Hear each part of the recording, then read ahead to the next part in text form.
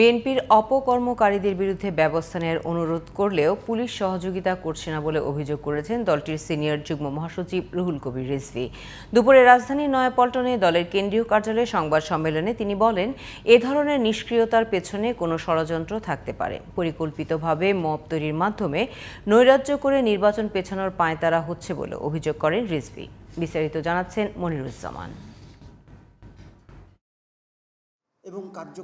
মঙ্গলবার বিকেলে বাংলা একাডেমিতে এক বিতর্ক প্রতিযোগিতার আয়োজন করে দ্য বাংলাদেশ ডায়ালগ। এতে প্রধান অতিথি হিসেবে উপস্থিত ছিলেন বিএনপির মহাসচিব মির্জা ফখরুল ইসলাম আলমগীর। মির্জা ফখরুল বলেন, ভিন্ন মত গণতন্ত্রের সৌন্দর্য। কোনো বিষয়ে সবাই একমত হবে এমনটি ভাবা গণতন্ত্রের জন্য শুভ হবে না। আমরা লিবারেল ডেমোক্রেসিতে বিশ্বাস করি। আমরা বিশ্বাস করি যে আমার কথা বলার স্বাধীনতা থাকতে হবে, তোমারও কথা বলার স্বাধীনতা থাকতে হবে, এবং এটাই হচ্ছে উপযুক্ত একটা ডেমোক্রেসি। বাংলাদেশের দুর্ভাগ্য যে বাংলাদেশি গণতন্ত্রটা চর্চা হয়নি। এদিকে দুপুরে রাজধানীর নয়াপল্টনে দলের কেন্দ্রীয় কার্যালয়ে জরুরি সংবাদ সম্মেলন করেন বিএনপির সিনিয়র যুগ্ম মহাসচিব রুহুল কবির রিজভী।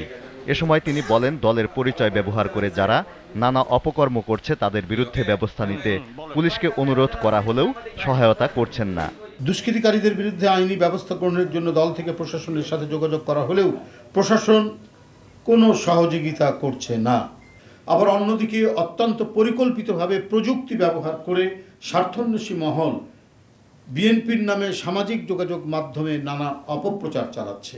আইনের শাসন প্রতিষ্ঠার সরকারের সময় পুলিশ কিভাবে দলীয় কর্মীর মতো আচরণ করে সেই প্রশ্ন তোলেন বিএনপির সিনিয়র যুগ্ম মহাসচিব।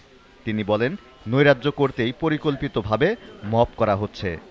গোপন অপতৎপরতার প্রভাবে মব কালচারের নামে সমাজে বিশৃঙ্খলার চেষ্টা চলছে। সামাজিক অশান্তি ও গণতন্ত্রের পথ চলাকে বাধাগ্রস্ত করা এবং নির্বাচন পেছানোর সুদূর প্রসারী পরিকল্পনা বলে জনগণ মনে করে।